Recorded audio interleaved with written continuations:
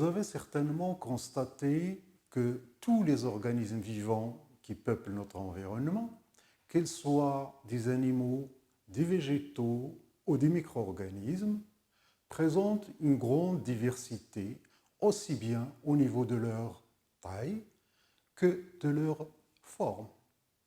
Pourtant, et malgré cette diversité, tous ces organismes présentent une grande similitude à l'échelle structurale.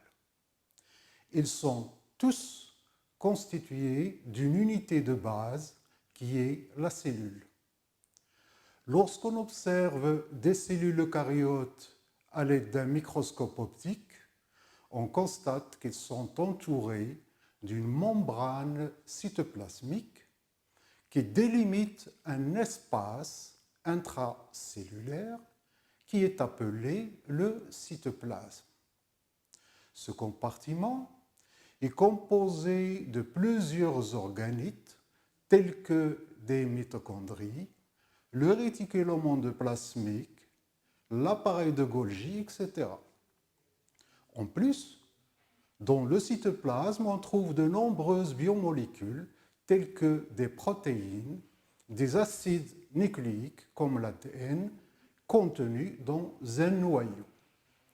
Ces éléments cellulaires fondamentaux, à savoir la membrane cytoplasmique, le cytoplasme et l'ADN, sont des éléments communs à toutes les cellules.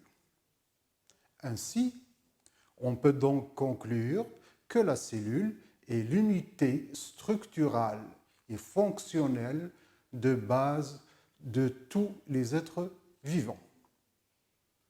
La majorité des animaux métazoaires ou pluricellulaires présentent plusieurs niveaux d'organisation structurale.